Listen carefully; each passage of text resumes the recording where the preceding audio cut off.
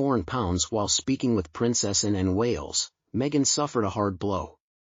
Mike, a legendary rugby player, once again dug up the sexes in a spectacular way. Hello and a hearty welcome to Kate Middleton on the Queen News channel as she returns. Okay, guys, I want to start this video by saying a big thank you because my video, Meghan is not 42 years old but 48, is being discussed by so many of you and I love reading all those comments. Later on in this video, I'll go deeper with you into everyone's opinions, but first, back to the most recent update.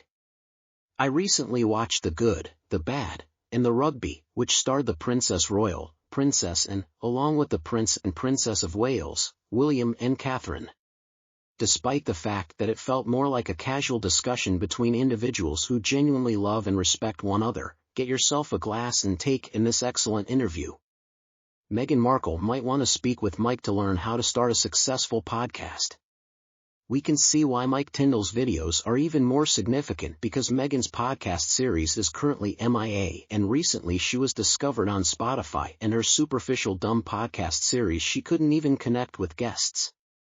Meghan Markle was completely out of her depth because she was someone who was never really pushed and never succeeded in Hollywood, and we can see why Meghan is talentless because she has no charisma. Of course nobody really wants to be close to her and *T.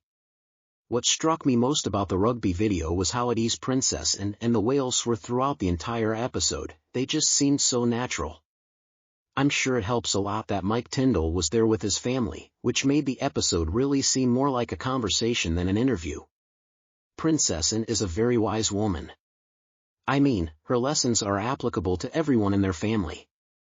I really respect Princess Anne for being so committed to her career. She is a firm hand that the king and every family member can rely on. She shares the same traits. She really is such a joy to be around. She, in my opinion, benefited the most from both her mother and her father.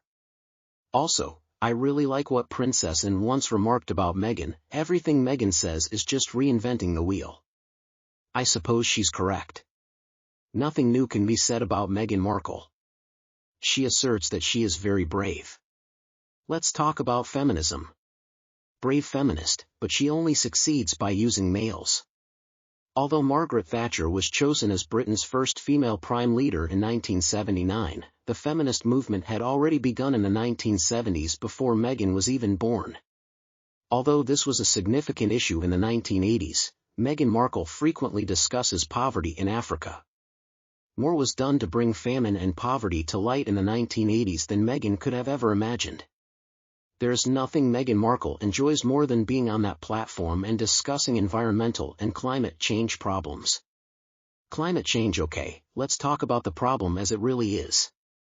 Years ago, Prince Charles, now King Charles, discussed these difficulties. I know it's my own country, but I'm not going to deny that this is a place where a black man was killed 2 years ago and that sparked widespread protest during a global pandemic. But Meghan Markle claimed she had to flee the UK because it was so racist, so she decided to move to the US. However, the Race Relations Act in the UK came in 1976, and even today there is an Asian British Prime Minister.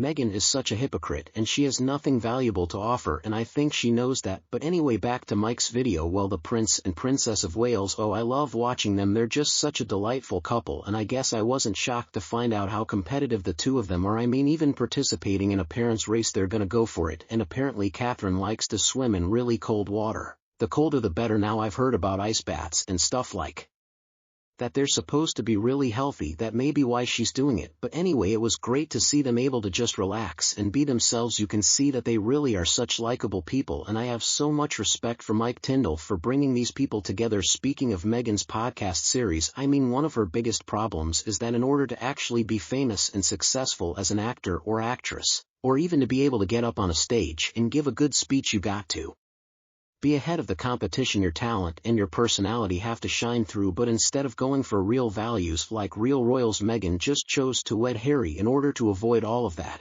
which provided her with the opportunity to voice her opinions to everyone about everything. It's just difficult to see, in general, isn't it? Watching her makes me feel so embarrassed on the outside. She has completely lost her mind. She doesn't understand a word that she says. In her current situation, Meghan Markle has no business being there.